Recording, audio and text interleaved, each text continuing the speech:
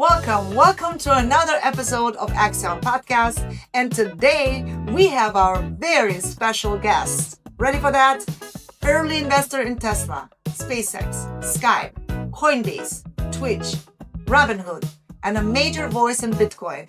And simply put, one of our favorite billionaires, Tim Draper. Tim, it's great to have you on the show. Thanks for having me, Rita. Tim, let's dive into questions about crypto because a lot of people out there are impatiently waiting for your predictions on Bitcoin. That being said, do you still see Bitcoin reaching 250K in 2025, or do you think it might take a bit longer? Well, I just did an AI search and it said that it would take 2 years. I think I'd stick by my 2025 prediction.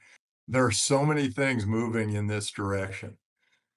First of all, if you run a treasury and you don't have any Bitcoin, your dollars have dropped against Bitcoin. They've dropped to inflation at a pretty fast clip recently. So you think you're holding a treasury of dollars, they're worth less because of inflation.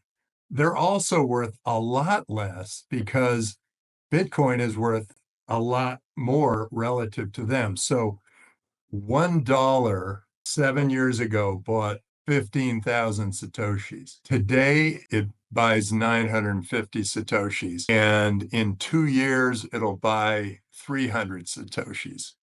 So if there's a currency like that, and you're a treasury and you're missing it, it's a huge mistake. So a corporate treasury, it's irresponsible not to have Bitcoin. Another thing is that when Silicon Valley Bank went under, I got 15 calls from entrepreneurs saying, all our money's in Silicon Valley Bank and we're not going to make payroll. And so I had to offer to bail them out. I didn't actually have to bail them out because the US government did. So now I tell these companies, you should have some of your money in a big bank. And they say, of course. Some money in a small bank. And they say, why? And I say, because the US government can bail out a small bank.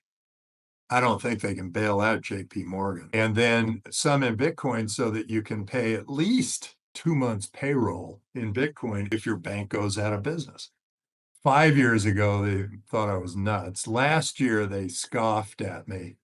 Today, they're kind of going, oh, I better own some. And some of the very innovative public companies are getting rid of their dollars and they're only buying Bitcoin. And people are respecting that. The marketplace is respecting that. So, in your opinion, how much Bitcoin should individuals, companies, or families own? If you're a corporate, you're actually personally responsible for payroll. If you're the CEO or the board of a big company, you're personally responsible for at least 2 weeks, maybe 4 weeks of payroll. So you better have some Bitcoin because if your bank goes under, it's up to you. And then if you're a citizen, there's so many reasons to own Bitcoin.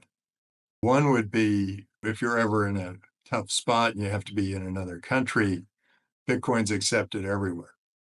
The other is if it keeps going the way it's going, you're not even supporting your family. I tell families, I used to say, hey, buy 1 or 2% of your net worth and put it into Bitcoin. Just do it.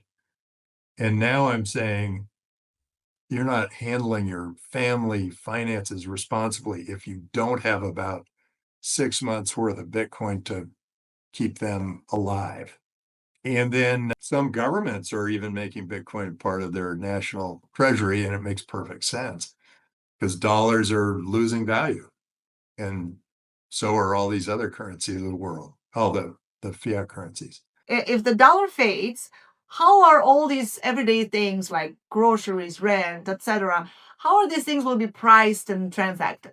I mean, in Japan, I looked at a bunch of stores and they were pricing things in yen and in Bitcoin, and they kept it on a little screen, and the screen updated every once in a while. And so that's probably the way it starts. And then eventually, we don't want fiat. You've said that stablecoins are a bridge to Bitcoin. Why do you think that Bitcoin will eventually become the main currency? Stablecoins are a great bridge to Bitcoin. They are an extraordinary construct that allows people to use fiat currencies and move them the way digital currencies are moved. It's good because it allows people to start realizing that money should move faster. Because if you move money faster, everybody gets richer. Just basically, that's the way it's always worked.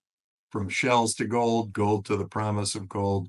Anytime you create more liquidity and more speed of transaction, the world gets richer. So stablecoins are good for that. What they are not recognizing is that stablecoins continue to add more inflation to fiat currencies. And they are still fiat currencies. They're still tied to banks and governments. They've been the trusted third party. Well, it turns out Bitcoin has figured out a more trusted third party than the banks and the governments. And that is written into software. It's like written into stone. It is solid, solid, solid. These smart contracts are immutable. So you basically see stablecoins eventually fading out. Stablecoins are a great leap forward, but they're only a bridge to where we're going to have currency in the cloud, where we just have a completely open, a completely free, a completely global currency. And that's when there's no further need for fiat currencies. By the way, a lot of people are afraid to lose their jobs to artificial intelligence. What are your thoughts on that? If you think you're going to lose your job to AI, you are.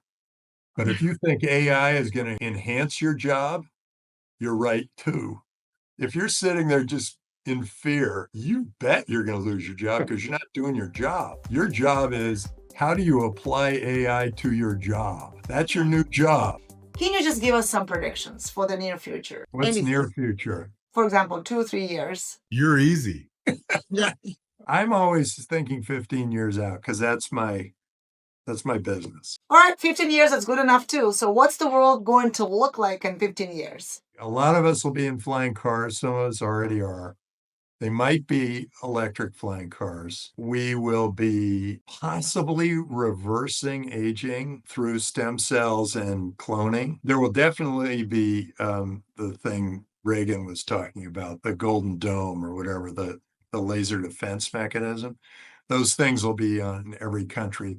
Hopefully 15 years from now, we will be less nationalistic and more global because, I mean, we're all better off when we trade, but we had to go through this nationalistic thing. It was sort of like the big roar of the dying lion. Internet came and everybody was global, and then Bitcoin came and they said, well, does this mean our currency doesn't control our people? This sort of freaks me out. And eventually people go, oh, forget it. You don't need these little Nigerian naira or the Argentinian peso or the bolivar from Venezuela. You don't need them. Oh, robots will be mainstream, but I actually think that it won't be as many humanoid robots as investors think today.